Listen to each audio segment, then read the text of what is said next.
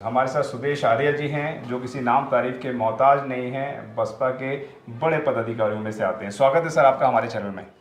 पहले तो आप सभी को धन्यवाद। जय भीम, नमो बुद्धाय। आपके चैनल को, एसएम न्यूज़ वालों को धन्यवाद सर कि आपने मुझे यहाँ बुलाया जी। और आपके क्षेत्र में आकर हम वैसे भी मतलब अपने आप को अच्छा फील करते हैं कि भाई इस क्षेत्र में आकर हमें सीखने को मिलता है। सुदेश जी ने कहा कि आपके क्षेत्र में आके बड़ा अच्छा फील करते हैं। मैं आपको बता दूं कि सावन का महीना चल रहा है और इस सावन के महीने के अंदर साहब हमारे बुलेट से आए हैं जो 2 बार बुलेट गिरते गिरते बचे। उसका कारण है कि यहाँ पे ढेरों सारा कीचड़ हुआ पड़ा है। केजरीवाल साहब ने कहा था कि मैं देश में पानी, दिल्ली में पानी की कमी नहीं होने दूंगा। चारों तरफ पानी पानी, त्राही त्राही हुई पड़ी है। यमुना के अंदर बाढ़ आ गई है। अब यह दोनों सेंट्रल गवर्नमेंट और दिल्ली सरकार आपस में एक दूसरे पर छितड़ा फोड़ रहे हैं, लेकिन हकीकत यह है कि जिनके अपने मकान थे वह सड़कों पे आके सोने को मजबूर हो गए हैं। क्या कहना चाहेंगे, किस नज़र से आप देखते हैं जो इतने बड़े बड़े वादे थे कि दिल्ली में एक बूंद पानी नहीं टिकने देंगे, दोनों ही सरकारों का यही रवैया था। क्या कहना चाहेंगे सुरेश? पहले तो सर मैं बताऊँ आपको, दिल्ली देश की राजधानी है जी, तो ये कोई मजाक नहीं है जी। एक तरफ तो हमारे देश के जो प्रधानमंत्री जी कहते हैं कि भारत का डंका विदेशों में बज रहा है जी, दूसरे देश की राजधानी, देश का दिल है जी, उसकी जो स्थिति है वो हम किसी से छुपी हुई नहीं है। आप आज की डेट में देखोगे जब बरसात हुई पहले दिन की और उसके बाद दिल्ली पूरी जलमग्न हो गई जी, और इसमें कहीं ना कहीं चाहे पीछे कांग्रेस सरकार रही हो जी, और चाहे वर्तमान में भाजपा और अभी एमसीडी में दिल्ली में केजरीवाल और राज्य में भी केजरीवाल, ये सब 70 सालों से दिल्ली के लोगों को बेवकूफ़ बनाते आए हैं। अगर आप दिल्ली के 2 पार्ट आप देखें, 3 पार्ट हैं दिल्ली में। एक तो लुटियन जोन्स, जहाँ पर आपको हर तरह से सुख सुविधाएं मिलेंगी, जहाँ विशेषा लोग रहते हैं इस देश के जी। और एक दिल्ली वो है, चाहे आप मंगोलपुरी पहुँच जाएँ, सुल्तानपुरी पहुँच जाएँ, जहांगीरपुरी पहुँच जाएँ, वजीरपुर पहुँच जाएँ, आप इधर सीलमपुरी पहुँच जाएँ, आप गोकुलपुरी पहुँच जाएँ, अन्य किसी रेंज पहुँच जाएँ, ऐसा लगता है भेड़ बकरियों का शहर है जी। जहाँ पर रोडें, गलियाँ सब मड और कीचड़ों से भरी पड़ी हैं। और जबकि हजारों लाखों करोड़ का बजट राज्य सरकार को, एमसीडी सरकार को देश की केंद्र द्वारा और देश राज्य सरकारें बांटती हैं। ऐसा अजीब सा बंदरबांट है दिल्ली में। मैं 1-2 जगह गया हूँ फॉरेन में और मैंने वहाँ देखा, वहाँ की देश की राजधानी का छोटे छोटे जिले भी, राज्य भी, क्षेत्र भी उनके बहुत अच्छे डेवलप्ड हैं। पर देश का दुर्भाग्य है देश की राजधानी का कि यहाँ पर इतने बड़े सरमाएदारों की सरकार होते हुए भी इन लोगों ने जो काम किया वो जेब का काम किया। आज दिल्ली की हालत आप सब से बयान कर रहा हूँ। मैं अभी आ रहा था जमुना जी के पार करते हुए, जमुना जी बाकी उफान पर है और इन्होंने ड्रेनेज सिस्टम इतना बर्बाद कर रखा है दिल्ली का कि पूरा जो जमुना जी का पानी वो नालों में वापस जा रहा है, जिसकी वजह से क्षेत्र में पानी भर रहा है। क्षेत्र में जो बरसात हुई उसका ड्रेनेज सिस्टम इन्होंने सही नहीं लागू किया। ना इन्होंने अप्रैल में, मई में इन नालियों की सफाई की, ना नालों की सफाई की, जिससे ये सुचारू रूप से पानी बहता जाए। तो इसीलिए दिल्ली ऐसा लग रहा है नरक का प्रदेश बन गया है। एक तरफ से केजरीवाल जी कहते हैं हम दिल्ली को मॉडल के तौर पर तैयार कर रहे हैं। मैं आपको गारंटेड कहता हूँ ये दिल्ली को इन्होंने बर्बाद करके मॉडल बनाया है और बर्बादी गुलस्ता पर हर डाल पे उल्लू बैठा है। ऐसा दिल्ली में कह सकते हो कि अब राज्य में भी केजरीवाल जी हैं और एमसीडी में भी केजरीवाल जी हैं और केंद्र में भी बीजेपी है। तो तीनों जगह देखा जाए तो इन मनवादी लोगों की सरकार है और इन लोगों ने इस दिल्ली के खासकर झुग्गी, कच्ची कॉलोनियाँ और जो ग्रामीण क्षेत्र हैं वहाँ की चाहे रोड व्यवस्था देख लो, चाहे वहाँ की नाली व्यवस्था देख लो, इतनी दयनीय दशा हो रखी है कि वहाँ पर बीमारी का गढ़ बना हुआ है। तो मैं कह सकता हूँ दिल्ली में जो आज पटकथा लिखी गई है वो कहीं ना कहीं इन दोनों सरकारों की मिलीजुली कथा है कि इन दलितों, पिछड़ों को और गरीबों को और किस तरह सताया दबाया जाए और किस तरह गुलाम बनाया जाए, उसका षड्यंत्र है जिससे ये सिर्फ और सिर्फ पेट के लिए सोचें। कि उन्होंने स्लोगन दिया फ्री पानी और फ्री पानी फ्री बिजली का, बेसिकली इनका स्लोगन यही है कि लोग मांगने वाले बने। जबकि मैं फिर कहता हूँ बहुजन समाज पार्टी बाबा साहब के असूलों के तहत कहती है कि हमें देने वाला समाज बनना है और देने वाला तब बन पाएंगे जब इस देश में, खासकर दिल्ली में, जो मलिन बस्तियों में रहने वाले लोग अपनी वोट की ताकत समझते हुए इन मनवादी ताकतों से छुटकारा पाते हुए बहुजन समाज पार्टी को मजबूत करने का काम करेंगे। तो मैं निस्संदेह कह सकता हूं कि जब आप जाएंगे नोएडा में, आप लखनऊ जाइए और तमाम उत्तर प्रदेश के जो जिले मैंने डेवलप किए उन जिलों में जाइए, आप देखोगे ड्रेनेज सिस्टम पानी का इतना शानदार है कि चाहे नोएडा में कितनी भी बारिश हो जाए पर आपको एक बूंद पानी जमीन पे नहीं दिखाई देगा रोडों पे। आप लखनऊ चले जाएं, आदरणीय बहन जी ने इतना अच्छा ड्रेनेज सिस्टम वहाँ पे लागू किया कि जो पानी बरसात का होता है वो सारा नीचे समाहित हो जाता है और उसका पानी का यूज किया जाता है जी। तो आदरणीय बहन जी ने जो काम किए वो कंक्रीट काम थे, जो जमीनी स्तर पर दिखाई देते थे। ये जो काम कर रहे हैं बेसिकली ये दिखावा कर रहे हैं, झूठा प्रचार कर रहे हैं, बल्कि ये भ्रष्टाचारियों की सरकार है दिल्ली में केजरीवाल की। और उसका प्रमाण आपके सामने है कि देश का पहला मुख्यमंत्री ऐसा जिसके 6 मंत्री में से 5 मंत्री जेल के अंदर हैं। कोई शराब माफिया के तौर पर है, कोई स्वास्थ्य माफिया के तौर पर है, और ये लोग अंदर जेल के इसलिए हैं कि उन्होंने कुछ ना कुछ अपराध किए हैं। नहीं तो ऐसे कैबिनेट मंत्री 5 बार इनको जेल के अंदर है। जैसे इनका कानून मंत्री था जितेंद्र तोमर, वो भी जेल के अंदर गया था फर्जीवाड़े के चक्कर में। तो मैं ये कह सकता हूँ ये फर्जी वालों की सरकार है और ये झूठे प्रचार करके SC/ST के जो फंड था, निधि थी, उनको अपने प्रचार प्रसार में, मीडिया प्रचार में यूज कर रहे हैं। तमाम तरह बड़े बड़े होर्डिंग लगा देते हैं दिल्ली में तो केजरीवाल इस तरह के, और लोगों को भ्रमित करने का काम करते हैं। मैं अपने लोगों से आपके चैनल के माध्यम से अपील करना चाहता हूँ कि भाइयों, हमें अपने वोट की ताकत को पहचानना चाहिए जी। हमें इस वोट की ताकत को वैसे ही प्रयोग करना है, बाबा साहब ने कहा, मानव साहब ने कहा, वैसी रक्षा करनी है इन लोगों से, खासकर जो चालाक लोग हैं देश में और दिल्ली में, कि हमें अपनी जैसे बहन बेटी की हम इज्जत का सुरक्षा करते हैं वैसे वोट की सुरक्षा करनी है, इसलिए हमें बचना है। आप विपक्ष की पार्टियों से आते हैं, आप तमाम बुराइयां बताएंगे, लेकिन देश के अंदर अमृत महोत्सव बन रहा है।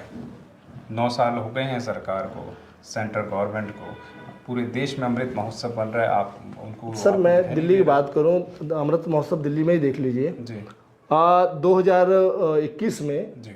दिल्ली देश की राजधानी में एक 9 साल की बच्ची के साथ दिल्ली कैंट पर बलात्कार होकर उसे जला दिया जाता है जी। और उस पूरे केस को रफा दफा कर दिया जाता है आज की डेट में। वो केस अब कहीं पटल पे नहीं है जी। और उस केस के द्वारा बस सरकारें जाकर हमारे लोगों को प्रलोभन देती हैं और 10-20 लाख रुपए का लालच देकर, और हमारी बहन बेटियों की इज्जत आबरू जो खिलवाड़ होता है उसके, दिल्ली जैसी जहाँ पर सारा जुडिशरी सिस्टम बैठा है, सारा आपका न्यायिक सिस्टम बैठा है, सारा आपका सुरक्षा सिस्टम बैठा है, उस देश की राजधानी में बेटियों के साथ इस तरह दुराचार होता है। आपने मंगोलपुरी घटना देखी होगी, कैसे 13 किलोमीटर एक बच्ची को रगड़ा जाता रोड पे, कोई सुनवाई नहीं है। आपने इसी दिल्ली में देखा होगा कैसे बाबा साहब अम्बेडकर के स्टैचू को शालीमार बाग में तोड़ा जाता है इन सरकारों के द्वारा सही पर, और कैसे तुगलकाबाद में हमारे लोग जब बाबा साहब अम्बेडकर साहब का सम्मान करने जाते हैं तो इन्हीं के लोग कैसे हमारे लोगों को कूटते पीटते हैं और बाबा साहब को अपमानित करते हैं। तो मैं कहना चाहता हूं कि आप जो कह रहे हैं कि दिल्ली देश में व पूरे देश में अमृत महोत्सव मर रहा है, ये क्या लेना दे? ये कैसा अमृत महोत्सव है जिसमें बहन बेटियों की इज्जत की परवाह नहीं की जा रही है, जिसमें नौजवानों की परवाह नहीं की जा रही है? ये किसका अमृत महोत्सव है? मैं समझता हूँ ये अमृत महोत्सव नहीं है, ये हमारे उस समाज के लिए जो बीकर सेक्शन में आता है उसके लिए देखा विश्व महोत्सव बनाया जा रहा है, जिसके जो इनकी प्रणाली पीछे होती थी उसी को लागू करें, उनको गुलाम बनाया जाए। और आपको दिखाते कुछ हैं, करते कुछ हैं, तो इनका पैकेजिंग कुछ और है, अंदर आइटम कुछ और है। तो घोल मेल वाली सरकारें हैं केंद्र में और राज्य में, इसीलिए हमारे लोगों को इन चीज़ों से बचना चाहिए कि जो इस तरह के स्लोगन देते हैं, बेसिकली ये स्लोगन तो बड़े बड़े देते हैं पर इम्प्लीमेंटेशन नहीं है। और ये हम अभी भी कहते हैं इम्प्लीमेंटेशन इसलिए नहीं है कि इनकी नीयत में खोट है, क्योंकि नहीं चाहते भारत का संविधान लागू हो। और आप आज तक देख लो, चाहे केंद्र से आप केंद्र के तौर पे आप सवाल कर रहे हो, चाहे राज्य के तौर पे सवाल कर रहे हो, केंद्र सिर्फ बाबा साहब का नाम लेती है, उनके पुष्प अर्पित करने का काम करती है, उनके स्टैच्यू बना देगी, लेकिन उनके सिद्धांतों का पालन नहीं करती। दिल्ली सरकार बाबा साहब अम्बेडकर साहब की फोटो पीछे लगा लेती है, पर बाबा साहब अम्बेडकर के द्वारा दिए संविधान में आरक्षण की दिल्ली में जो हजारों लाखों बैकलॉग भर्तियाँ हैं SC/ST की और OBC की, वो अभी तक भरी नहीं गई। और यहाँ तक उसको ख़त्म करने के लिए दिल्ली सरकार ने, केजरीवाल ने संविदा पर आउटसोर्सिंग से और जो कच्चे पक्के लोग होते हैं उनको भरने का काम कर दिया, जिससे हमारे लोगों का इम्प्लीमेंटेशन खत्म हो गया जो संविधान द्वारा मिला था। तो मैं आपसे कहना चाहता हूँ किस तरह का मौसम बना रहे हैं। लगातार दिल्ली सरकार ये कह रही है, सेंट्रल गवर्नमेंट ये कह रही है, मोदी सरकार ये कह रही है हमने रोजगार भरपूर दिए हैं, हमने नौकरियां बहुत दी हैं, और दूसरा कि जो लोगों को चाहिए था कि उनको बिजली फ्री चाहिए, उनको पानी फ्री चाहिए, तमाम जो चीज़ें फ्री हैं वो उनको फ्री दे रहे हैं। रोजगार BJP सरकार बता रही है हमने बहुत दिए हैं, दिल्ली सरकार बहुत कह रही है हमने बहुत अच्छे स्कूल निर्मित कर दिए हैं, तमाम संसाधनों को बहुत अच्छा कर दिया है। क्या कहेंगे आप? मुझे इनके जो आपने इनके स्लोगन आप बताते हैं, आप इनसे पूछिए। इन्होंने कहा कि हम 20 नए कॉलेज बनाएंगे विश्वविद्यालय के स्तरीय, आप एक कॉलेज का नाम बता दो। इन्होंने कहा कि हम बहुत सारे एजुकेशन पे काम कर रहे हैं, हकीकत में इन्होंने शिक्षा माफिया को और तगड़ा कर दिया है। आप किसी भी प्राइवेट स्कूल में जाकर अपने बच्चे को एडमिशन करा के देखिएगा और उसके पूरे फीस स्ट्रक्चर देखिएगा, और सरकारी में करा के देख लीजिएगा, सरकारी में इंफ्रास्ट्रक्चर है नहीं। इन्होंने 1-2 बिल्डिंगों को रंग रोगन करके सरकारी पैसे की लूट की है और उसको मीडिया के द्वारा ऐसे प्रचारित किया जैसे इन्होंने मीडिया बहुत सारा शिक्षा में काम किया। हकीकत में इन्होंने कुछ नहीं किया, सिर्फ पैसे का घोलमाल किया है। शिक्षा का स्तर अगर देखना है और एम्प्लॉयमेंटेशन आपने देखना है तो आप भारत सरकार की एम्प्लॉयमेंट की जो एडवाइजरी है या जो उनकी रिपोर्ट है वो आप देख लो कि दिल्ली में कितने लोग शिक्षित हैं, और खासकर SC ST OBC के लोग जिनकी हम लोग पैरवी कर रहे हैं क्योंकि उनको संवैधानिक तौर पर अधिकार मिला है, तो उनका आप रिप्रेजेंटेशन देख लो दिल्ली में। मैं दावे के साथ कहता हूं इन्होंने अभी तक 2-3 हज़ार सरकारी भर्तियां भी पूरी नहीं की, जबकि लाखों भर्तियां दिल्ली में SC ST OBC की, चाहे सिंचाई सफाई कर्मचारी की हो, चाहे उच्च शिक्षा में हो, चाहे माध्यमिक शिक्षा में हो, चाहे कॉलेज में हो, चाहे विश्वविद्यालय में हो, हर जगह आपकी अनदेखी की जा रही है। बल्कि ये अब तो ये और मामला सामने आया है, LG ने अभी इसको फटकार लगाई है दिल्ली सरकार को कि उन्होंने 437-438 अपने विधायकों के भाई भतीजे, भाभियाँ, बेटियाँ, बहनें, वो रिश्तेदारों को, कुनबा को इन डिपार्टमेंट में सरकारी तनख्वाहों पे रखा हुआ है। तो इस पे हमारे सवाल क्यों नहीं हो रहे? देश की और खासकर दिल्ली की जनता को अवेयर होना पड़ेगा कि भाई मसला पेट का नहीं है। अगर आप लोग पेट के लिए मर रहे हैं, फ्री पानी फ्री बिजली के लिए मर रहे हैं, ये तो कोई भी सरकार दे देगी, ये सरकार अपनी जेब से थोड़ी दे रही है। तो हमारे लोगों को सोचना चाहिए, ये वोट की खातिर आपको इस तरह के प्रलोभन दे रहे हैं, हमें इन खासकर मनवादी ताकतों को इस तरह की चीज़ों जो उन्होंने इम्प्लीमेंट कर रहे हैं इनकी नीयत को समझना चाहिए। क्यों नहीं आज तक उन्होंने झुग्गियों में बड़े बड़े कॉलेज खोलने की बात कही, क्यों नहीं जहाँ झुग्गी भाई मकान देने का काम किया। आज देखो देश की राजधानी में लगभग 40-45 लाख लोग स्लम एरिया और झुग्गियों में रहते हैं, तो इसकी जिम्मेदारी किसकी है? वोट तो हमारा चाहिए आपको, पर हमारी व्यवस्था परिवर्तन नहीं कर रहे हैं। वो आज भी दलित जो कम्युनिटीज़ के जहाँ लोग रहते हैं, मैं दावे के साथ कहता हूँ, चाहे आपकी दिल्ली में 12 असेंबलियाँ हैं, दलित विधानसभाएं हैं, उनके विधायकों की और उनके क्षेत्रों की आप रूपरेखा देख लो, उसमें आज भी दूर से आप पता कर लोगे ये दलित विधानसभा है। उन्होंने इस तरह से इम्प्लीमेंटेशन करा है। अगर सरकारी नीयत सही होती और बाबा साहब अम्बेडकर के प्रति उनकी श्रद्धा होती और उनके सिद्धांतों पर चल रहे होते तो उन 12 विधानसभाओं को ऐसे डेवलप किया जाता कि दुनिया में मानक होता। लेकिन उनको दशा आप देखोगे तो इतनी दुर्दशा बना रखी है कि वहाँ जाने में हमारे लोग भी घबराते हैं। तो मेरा कहने का मतलब ये है आपसे लबोलबार कि हमारे जो लोग भटके हुए हैं या बहके हुए हैं, इन सभी सरकारों की नीयत को समझें। बहुजन समाज पार्टी आज भी और कल भी और पहले भी कभी झूठे प्रलोभन वादे नहीं करती है। जो कहती है, जो करती है, वो बाबा साहब अम्बेडकर के संविधान देश का है और देश को अलंकृत कर रहा है बाबा साहब ने। इस देश के संविधान के तौर पर पूरी दुनिया देश चल रहा है। तो आदरणीय बहन जी भी कहती हैं और बहन जी ने शासन काल किया भी है कि संविधान को इम्प्लीमेंट कर दो, आपको कुछ करने की जरूरत नहीं है। तो हम फिर कहते हैं अगर बहुजन समाज पार्टी दिल्ली मजबूत होती है और राजनीतिक सत्ता भविष्य में लेके आती है और जिस दिन आ गई तो दिल्ली में वो काम आपको देखने को मिलेंगे जो देश दुनिया में नाम होगा कि बहुजन समाज पार्टी ने एक ऐसा मॉडल तैयार किया दिल्ली में जो विश्व में कहीं नहीं था। और वो आपको उसकी वानगी आपको उत्तर प्रदेश में कुछ राज्यों में, कुछ जिलों में आपने देखने मिली होगी। लखनऊ देखा होगा, आपने नोएडा देखा है। तो आदरणीय बहन जी ऐसे डेवलप किए हैं जो मानक हैं। तो मुझे लगता है अगर एक बार मौका दिल्ली सोचेगी और दिल्ली अपने पेट को छोड़कर अपने सम्मान के तौर पे देखेगी और वोट को अपना कन्वर्जन के तौर पे हाथी में डालेगी, तो निसंदेह ही जो आपके सवाल हैं, जो हमारी चाहत है, बाबा साहब की चाहत है, काशीराम साहब की चाहत है, आदरणीय बहन जी जो सपना लेके चल रही हैं, तो मुझे लगता है बहुत जल्दी पूरा हो जाएगा।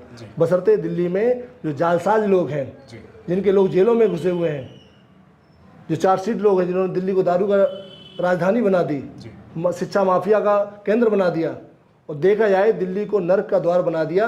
दिल्ली के चारों कोनों में जिन्होंने कहा था खत्ता खत्म कर देंगे, आज भी कूड़े के ढेर लगे हुए हैं। जहाँ हजारों लाखों बीमारियां वहाँ पनपती हैं, लोग बीमार पड़ते हैं। उनके आसपास रहने वाले लोग कौन हैं? आप जाके एक बार पता करिए अपनी टीवी के माध्यम से, तो देखेंगे ज़्यादातर दलित और पिछड़े और कमजोर वर्ग के लोग रहते हैं, मुस्लिम समाज के लोग रहते हैं। उनकी दिन दशा ऐसी हो रखी है, बीमारी से त्रस्त हो रखे हैं। ये देन किसकी है? दिल्ली सरकार केजरीवाल की, जो सिर्फ झूठों का सरताज है। मैं आपसे फिर कहता चाहता हूँ कि दिल्ली को अगर बचाना है तो हमें इन खासकर जो मनवादी ताकतें हैं जो कहती कुछ करती कुछ हैं, बाबा साहब का नाम लेकर बाबा साहब के उसूलों के खिलाफ काम करते हैं, तो हमारे लोगों को सोचना चाहिए कि हर पीली चीज़ सोना नहीं होती। बहुजन समाज पार्टी ने बाबा साहब अम्बेडकर के जो आइकॉन्स हैं हमारे, वो आज भी पोस्टर पे हमेशा रहते हैं, बातों में रहते हैं, हमारे स्लोगन में रहते हैं, हमारे कार्यशैली में रहते हैं।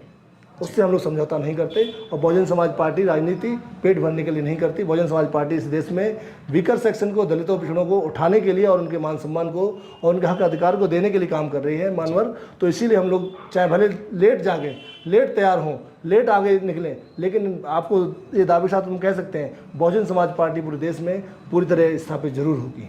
जी, आप थे हमारे साथ सुरेश आर्या, जिन्होंने बताया कि आपने तमाम पार्टियों को देखा है, लेकिन दिल्ली के अंदर अगर आप एक बार मौका देंगे तो ये पानी जैसी, बिजली जैसी तमाम मुद्दों को हम मुद्दा नहीं बनाएंगे और हम वो कार्य करके दिखाएंगे जो बसपा सुप्रीमो बहन कुमारी मायावती ने ग्रेटर नोएडा जैसा बना के दिखाया था, वैसा हम दिल्ली को बना के दिखाएंगे। बहुत बहुत धन्यवाद आपका जो आपने इस अहम विषय पर हमारे साथ चर्चा करी। आपका भी बहुत बहुत धन्यवाद कि आपने मुझे स्पेस दिया।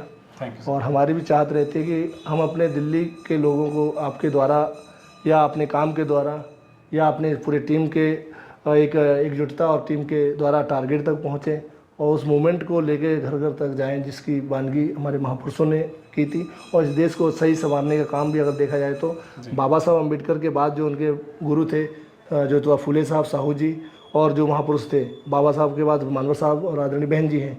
मुझे लगता है अगर हम इन सभी को समझ लें, हमें अपना दिमाग लगाने की आवश्यकता नहीं है, हमें इन सभी की विचारधारा को सिर्फ अपनाना है। बाकी चीज़ें अपने आप सॉल्व हो जाएंगी। जो लोग अपना दिमाग लगाते हैं बेसिकली वो लोग भटके हुए लोग हैं, चाहे वो बुद्धिजीवी लोग हों, चाहे वो कोई भी लोग हों। तो मैं उन सभी से आग्रह करता हूँ, और बाबा साहब को मानते हो, जानते हो, तो बाबा साहब की बात को माने, ना कि बाबा साहब की बात को जाने, और जानते हैं तो फिर माने। जी, बहुत बहुत धन्यवाद सर।